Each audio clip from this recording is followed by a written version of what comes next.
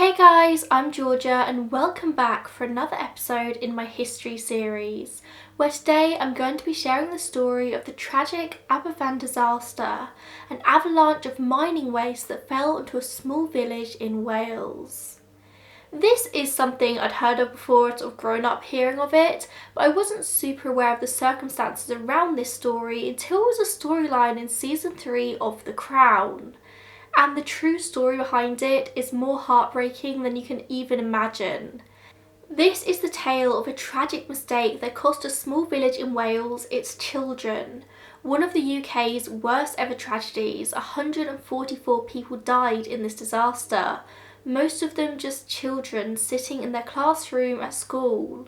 And the worst thing is, this was a man-made disaster. This could have been avoided. So what exactly happened, how did it come to be, and what lessons have we learned from it? Of course, this video is sponsored by Magellan TV, the documentary streaming service. If you're a loyal viewer of my channel, then you already know why I love Magellan TV. So instead of listing all the reasons, this week I'm just going to tell you about something I watched and loved this week. A brand new release on the platform called Ladykillers with Martina Cole. This is more than just a single documentary. This is a whole series with 6 45-minute episodes, each focused on a different prolific female serial killer, some of which you've probably heard of and some of which might be a bit more obscure. My favourite episode of the 6 is the one focused on Amelia Dyer, a historic serial killer from the late 1800s, nicknamed the Baby Farmer, and some think that she might be the most prolific British serial killer of all time. Amelia in particular has always fascinated me because she actually lived in and committed the vast majority of her crimes in my town in Reading. It's quite disconcerting watching this episode about her and actually recognising the locations mentioned. Each one of these episodes is packed full of facts and information. They're very straight to the point with little fluff, which I find so much easier to consume. If you want to try out Magellan TV for yourself and watch Ladykillers, then you can click on the link in the description box to claim your 1-month free trial. They have all the documentaries you could dream of, plenty of true crime, plenty of history, and anything else. So, Aberfan is a village in the heart of South Wales, just 4 miles south of the town Merthyr Tydfil and 20 miles north of the country's capital, Cardiff. It's the kind of small village that nobody had ever really heard of up until the events of 1966, which put it on the map forever. Up until 1869, the village had just been 2 cottages and an inn. But then the Merthyr Vale Colliery opened, a coal mine, which brought in people from across the country who were desperate for work. Aberfan became a coal mining village. That was its entire reason for existence. And by the mid-1960s, the population had grown to about 5,000 people, the majority of adults there employed solely by the coal industry. During the Industrial Revolution, Wales had become famous for its coal mines, and at its peak, the small country had 271,000 workers in the mines. By the 1960s, coal mining was on the decline, but in Aberfan it was still very much the heart of the village. The workforce in the mines had fallen from over 2,000 to about 800, but it was still enough to keep the small village thriving. In 1947, the British coal industry was nationalised, meaning formerly private businesses became publicly owned by the government. This meant that from that day, the Merthyr Vale Colliery came under the control of the National Coal Board, and it was the National Coal Board's job to ensure that everything was up to scratch and in keeping with regulations, inspected by the Inspectorate of Mines. As you might guess, such regulations were not kept up with at Aberfan. When you're coal mining, you inevitably have waste, or what in mining terms is called spoil, just discarded products from the coal preparation plant and boilers. In the early days of the Merthyr Vale mine, this spoil was deposited in a tip in one of the lower valleys, and eventually this tip rose to a height of 85 foot, containing an estimated 235,000 cubic yards of waste material. By 1918, it became clear that they needed a new site to put their waste, and so a second tip, Tip 2, was started. which eventually rose to a height of 90 foot with an estimated 574,000 cubic yards of waste. That is a big number, that's a lot of spoil. And so on. Each time the tips got too big, a new one was started in the valleys around Aberfan. They stopped using tip 4 in November 1944 when a large part of the tip slipped a considerable distance down the side of the mountain. Tip 6 was put out of use in 1958 when a local farmer complained that material from the tip was spilling over onto his land. And so tip 7 was opened at Easter 1958, which continued in use until the disaster in 1966, at which point it was 111 feet high and contained 297 cubic yards of waste. For reference, 111 foot high is about a 10 or 11 story building. The spoil would be transported to the tips from the mines via tramways, and they were located all over the valleys. The trams were located at the opening of the mine to receive rubbish. When enough trams had been filled, they would be hauled by ropes up the side of the mountain to tip 7, where they would be lifted by cranes and tipped upside down to be emptied, before being placed back on the track to make the journey back down the mountain, and so on. It was just a constant cycle. I think I probably need to give you a bit more context about the location of the mine and these tips for you to fully understand how this disaster came to happen. You have two sister villages, there's Aberfan and Merthyr Vale, situated in the Valley of Taff. Almost all of this area of South Wales is referred to as the valleys, these beautiful rolling hills that were industrialised hugely in the 19th century. The River Taff runs through the valleys and through the centre of the village of Aberfan, with the Merthyr Vale Colliery and part of the village on the east bank and the rest of the village on the west, along with the Merthyr Mountain. The geology of this area is also very important to note. Merthyr is mostly made of Pennant sandstone, intersected by thin seams of coal and bands of clay. Pennant sandstone is only very slightly porous, but it is cracked, so it permits water to pass freely through it, but only to a certain extent. Inevitably, after a certain amount of rain, the water will be pushed to the surface where it appears on the mountainside in the form of a spring. There were/are springs all over the valleys in this area, and it was noted that tips 4, 5 and 7 had all been located on top of these springs, the presence of which were definitely known, having been marked on Ordnance Survey maps since around 1874. On the very top of the ground in the valleys, there's a 5 to 10 foot layer of what geologists call heads, but we'd probably just call it topsoil. In some parts, the topsoil laid on top of boulder clay, so all in all this was just very, very soft ground that had springs running through it. And of course, we can't forget one of the most important contributors to this disaster: rain, our good old British weather. Merthyr Mountain in particular receives a fairly high amount of annual rainfall, around 60 inches every year, which would just add to the springs on the mountain sides. The ground could get very boggy and very soft. During the first 3 weeks of October 1966, there were 6.5 inches of rainfall alone, almost half of which fell in the third week. This, combined with the already soft ground, spelled disaster for the village of Aberfan, which lay at the bottom of the valley. 3 years prior to 1966, there had already been a slip on tip 7, when a crater appeared at the top and a bulge appeared at the bottom. The mountain water had been unable to drain away properly, and the soil had been liquefied, turning into something you would probably say was akin to quicksand, and the National Coal Board ignored this. But the residents of Aberfan weren't completely ignorant to the dangers of the mine and the tips being so close either.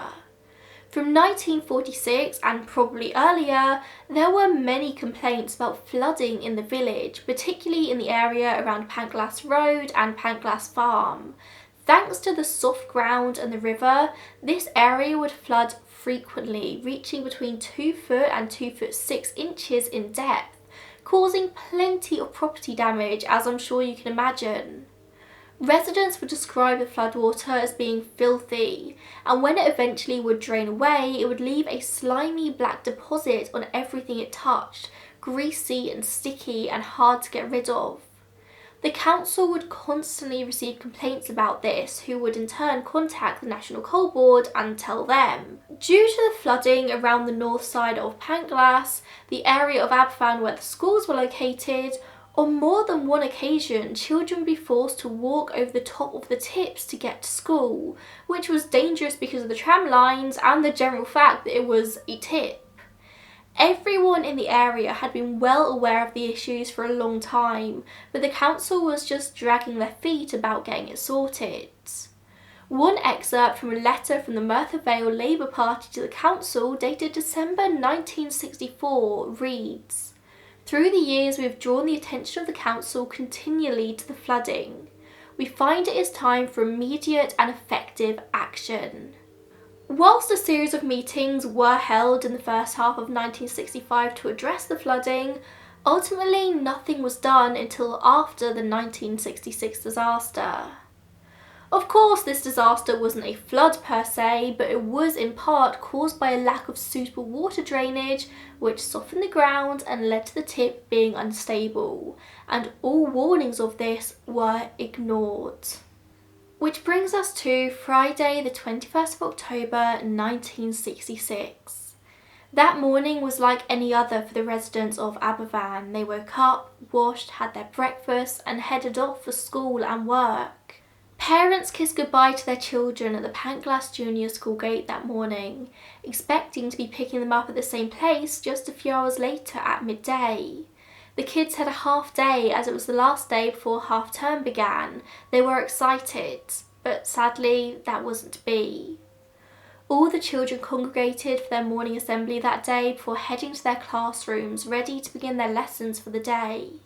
Unbeknownst to the residents of Aberfan, it had already been reported by workers at the mine at 7:30 a.m. that morning that the tip had sunk by 20 foot, a warning sign. A supervisor decided that they should leave that tip for the day and a new tipping position would be decided the following week. I don't think anything could have been done that morning to stop the chain of events that was going to happen. I think it was already too far gone, but maybe if people had hindsight, maybe they would have thought to tell the kids not to go to school that day. At 9:15 a.m. on the 21st of October 1966, as the teachers finished taking the registers at Panglas Junior School, Tip 7 gave way. Workers realised what was happening, but an alarm couldn't be raised as the cable for the phone had been stolen. It wouldn't have made much difference anyway though, as the avalanche that was about to happen reached speeds of 50 miles per hour. It couldn't be outrun. As one mine worker would later say at the inquiry, it was starting to come back up. It started to rise slowly at first. I thought I was seeing things. Then it rose up pretty fast at tremendous speeds. Then it sort of came up out of the depression and turned itself into a wave, down towards the mountain, towards Aberfan village, into the mist. The bottom of the tip had started travelling down the mountain, thick mud and liquefied soil and rubble with the junior school directly in its path. On its way down the mountain, the slip would engulf 2 farm cottages on the mountainside, killing the occupants as it did so. Witnesses reported hearing a sound like a jet plane or thunder as the avalanche made its way down the mountain. Before anyone knew what was happening, Panglas Junior School had been hit. Even after the rubble hit the school, it continued on through more of the village. 2 of the water mains were destroyed and the water was pumped out into Aberfan, allowing the material to keep moving. It was later estimated that the broken mains added between 2 and 3 million extra gallons of water to what was already a tragedy. People saw what was happening but had to wait for the bulk of the slip to stop moving before they were able to head to the location of the school to help. I say location because the school no longer stood, not really. An entire village of school-aged children buried underneath the rubble. In what was a small mercy, the Panglas County Secondary School, which was next door, didn't start until 9:30 a.m. The majority of secondary age students hadn't yet arrived at school. They were still walking there when this happened, so their lives were spared. But the secondary school didn't receive the bulk of the slip anyway. Mr. Kenneth Davies, the acting headmaster of the secondary school, was in the school getting ready for the day. He said, "I heard a sound which to me appeared to be a jet plane screaming low over the school in the fog. Immediately following that, there was a bang, and the part of the school I was in shook, and some girl pupils came running and screaming into the hall. When passing the needlework room, I noticed that the furthest corner had collapsed and the roof had started to collapse into the room as well. The girls' entrance was approximately 2/3 to 3/4 full of rubble and waste material." After seeing that the houses in Moy Road and the junior school had vanished underneath rubble, Kenneth Davies and staff quickly called for an evacuation of the secondary school. After the avalanche settled, it was said that the entire village went silent. Cyril Vaughan, another teacher at the neighbouring school, said to the BBC it was as if nature had realised a tremendous mistake had been made and nature was speechless. It said that you couldn't hear so much as a bird or a child cry. I wish I could say that the children in the junior school got a lucky escape like the children in the secondary school. As soon as the slip stopped, the entire village came together to help in any way they could. At 9:25 a.m, the police received their first call from a local resident who said, "I've been asked to inform that there has been a landslide at Panclas. The tip has come down on the school." The local fire brigade received a very similar call around the same time. Within 20 minutes, miners from the colliery arrived at the school, having been told to get out of the mines and down to help. When they arrived, women, mothers were clawing at the rubble with their bare hands, the skin gone from their fingers. With their knowledge, the miners directed the early digging, with the main goal just being able to get anyone out they could alive. But they also had to be mindful of the fact that unplanned excavation could lead to further collapse and further death. Miraculously, there were some survivors, with some children being luckily trapped in pockets of air or saved by the adults, their teachers and carers. 7-year-old Karen Thomas and 4 other children who were in the school hall were saved when 44-year-old Nancy Williams, a dinner lady, dove on top of them to shield them from the avalanche. They had been queuing up to give her their lunch money. Nancy died immediately, but the children trapped under her body survived. 10-year-old Phil Thomas was walking outside the secondary school next door when he was buried. He said that he woke up in the pitch black, trapped and unable to move. Although alive, he was trapped, and the water from the aforementioned broken mains was coming up around him. Luckily, the first firemen on the street heard his calls and they miraculously managed to get him out. Len Haggart, a fireman, said the water was rising and coming up to his head. We thought he might drown. There were about 7 of us firemen there, and we gave this one final lift and we lifted this wall that collapsed on him. We were elated that we'd saved his life, but to this day, I don't know how we managed to lift that much weight. Jeff Edwards was trapped in his classroom and spotted the firemen as they made their way through the rubble. He couldn't move as his stomach was pushed up against his desk and the body of a classmate was pushed up next to him. The firemen had to smash a window and his desk to get him out to safety. And Jeff was one of the lucky few, with only 4 out of his class of 34 surviving. Jeff would go on to be awarded an MBE in 2003 and would eventually become the mayor of Merthyr Tydfil, as well as a council leader. Jeff's younger sister Julie also attended the junior school, but her life was spared when her class just so happened to be taken on a walk, sparing all of their lives. Jeff says that he's never been able to forget the image of the girl, dead, trapped next to him, and has dealt with survivor's guilt his entire life. The first casualties started to arrive at the closest hospital by 9:50 a.m, with all the remaining casualties arriving by 11 a.m. 22 children, one of whom sadly died upon arrival, and 5 adults. A further 9 casualties were also sent to another local hospital. But by 11 a.m, the rescuers had to come to a grim realisation. There were going to be no more survivors. The muck was hardening by the minute, making it harder to fight through. They were going to continue looking, but they were looking for bodies, not survivors. During the search process, when somebody heard a noise, a whistle would blow and silence would fall, with the rescuers straining to hear where the noise was coming from. Many of the children were found still sitting at their desks, frozen in time. And perhaps most upsetting of all was the fact that many of the miners tasked with the job of digging out the school were the fathers of the children buried there, and the majority of these children were not going to be found alive. They knew that. Parents who had only dropped their kids off half an hour earlier waited in anticipation, doing what they could to help. The dead were taken to a makeshift mortuary set up in the local chapel, where parents had to go to identify the bodies of their children. And whilst you would think that the bodies would have been destroyed by what had happened, for many it looked like they had just fallen asleep. Their causes of death typically found to be asphyxia, fractured skulls, or crush injuries. A small mercy for the parents and children was that the majority of them had died instantly upon impact. They likely wouldn't have known what was going on. By the end of that first day, 60 bodies had been recovered. Identification was rough. Whilst the bodies were taken to local Bethania Chapel, it wasn't big enough to have hundreds of parents inside looking for their children. It was your typical small village chapel. The parents had to line up outside, only a couple let in at a time. As the bodies arrived, they would be taken to the back room where nurses and Salvation Army volunteers would wash them, getting rid of the thick black slurry, before Detective Inspector Charles Nunn would write a brief description of the victim, including any possessions they had in their pockets, a handkerchief, sweets, anything. If the bodies were too badly injured, they would be marked as not to be viewed and hidden from sight.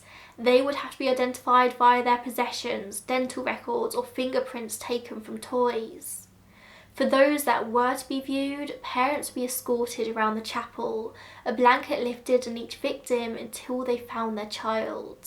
Can you imagine that horror? There was a sign pinned to the chapel door informing relatives that they'd have to go to the local fish and chip shop to be issued with death certificates. Everyone knew where to find the chip shop. It was the easiest way to do it. In total, 144 people died in this disaster.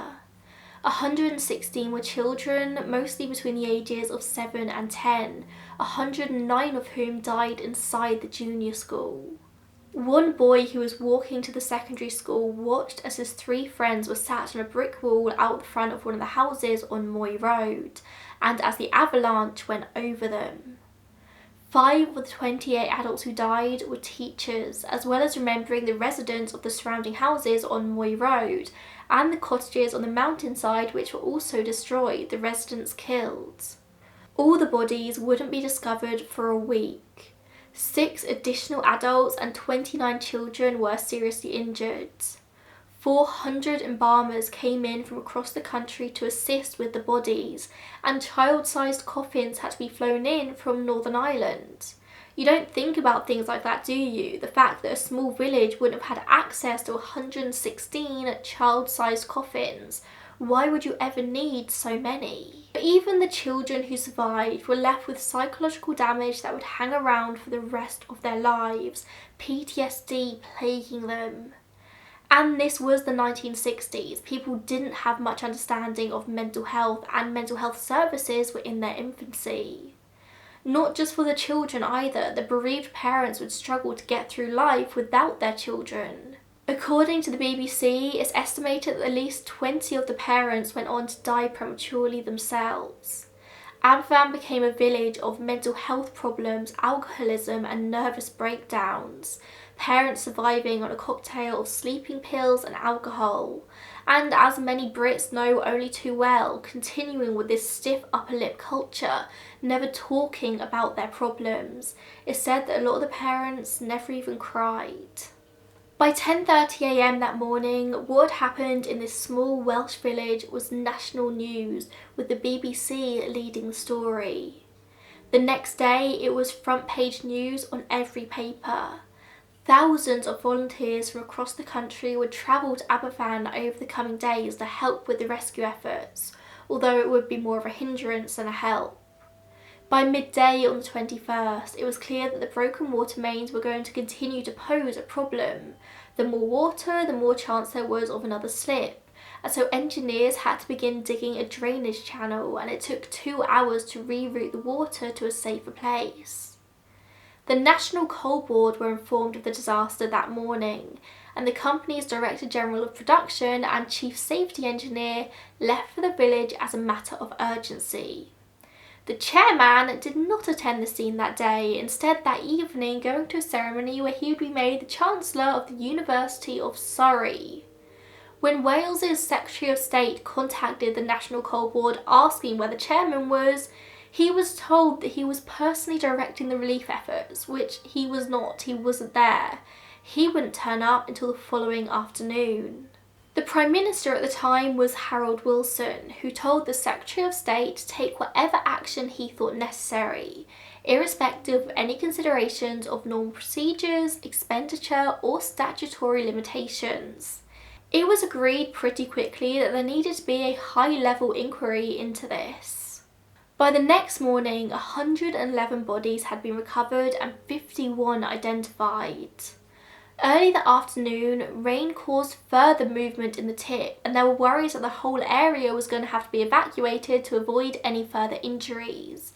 But the rescue workers didn't want to give up hope of finding people alive in the rubble, so despite the safety concerns, they soldiered on.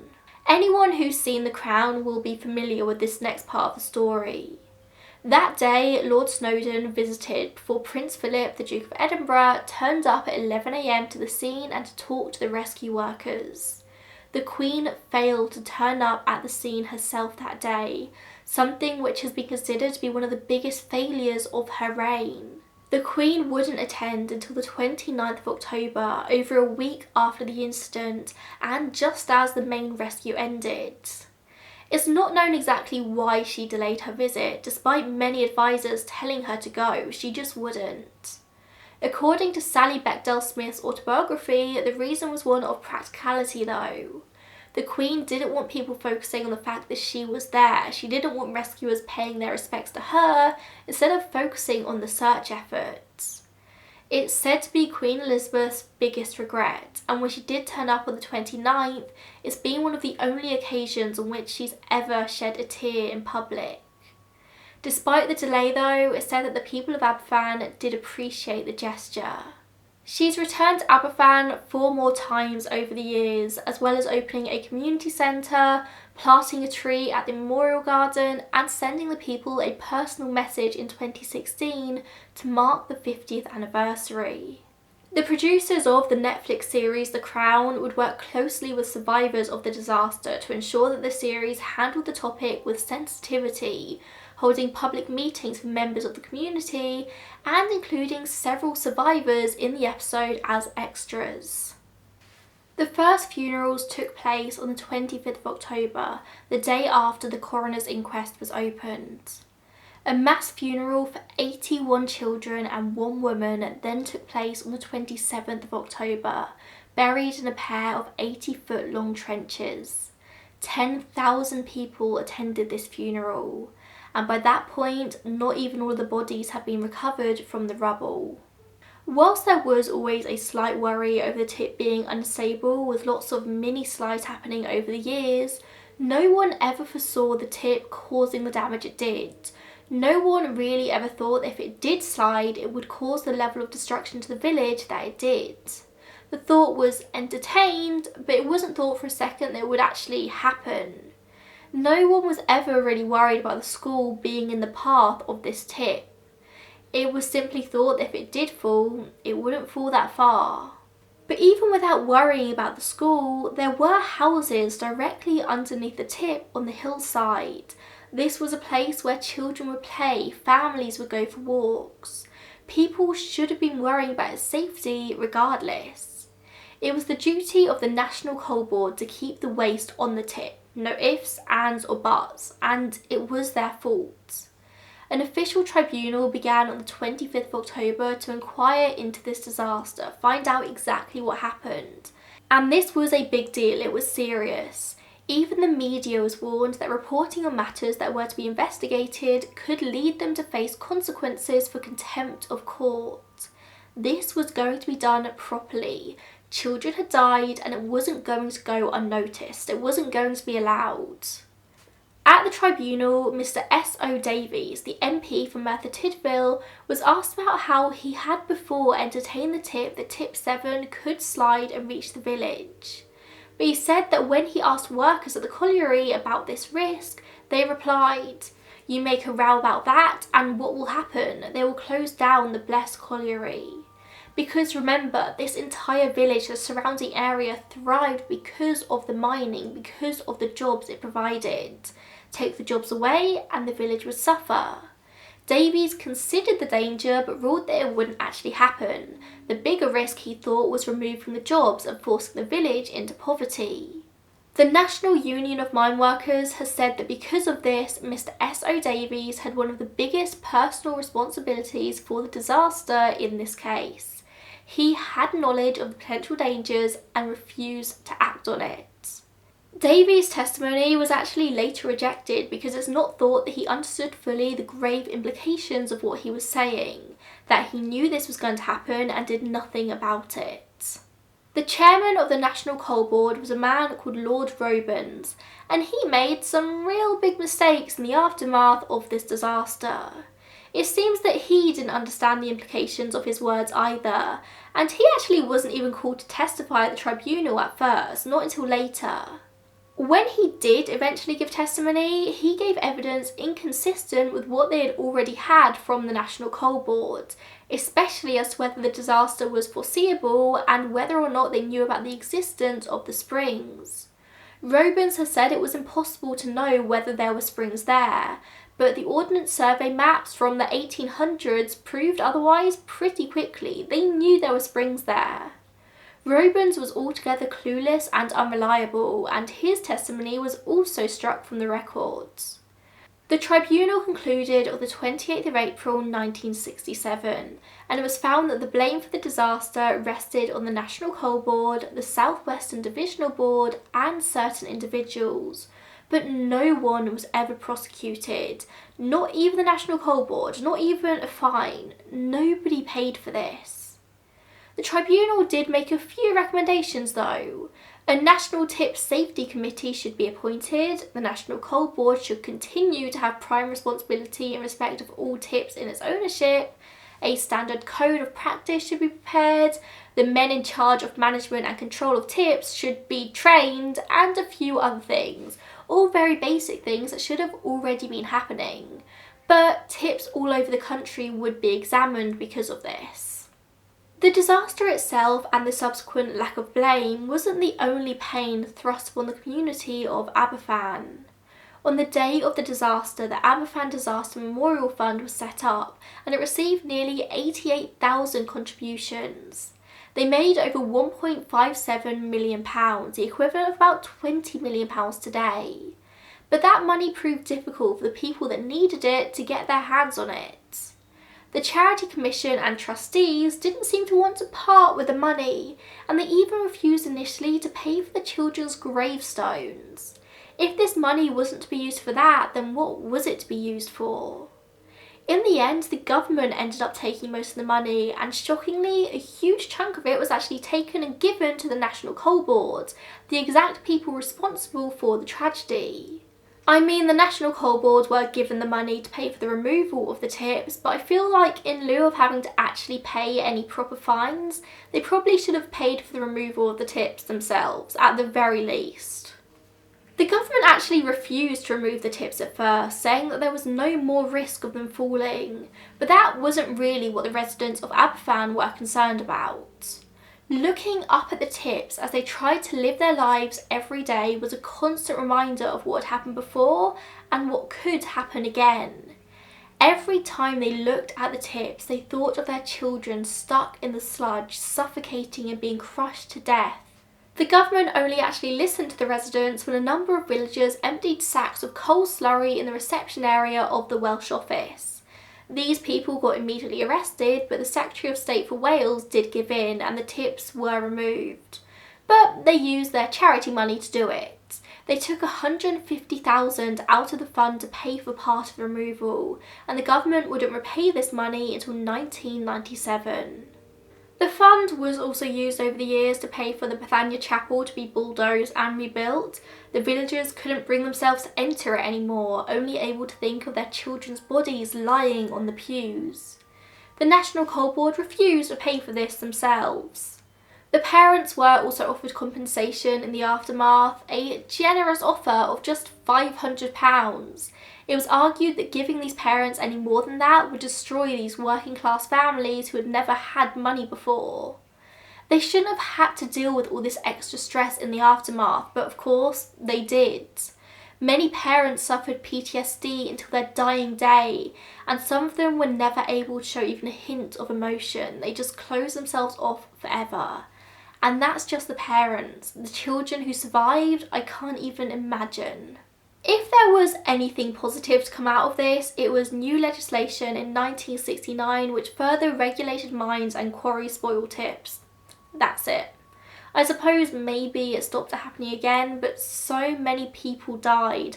144 lives gone. This never should have happened in the first place.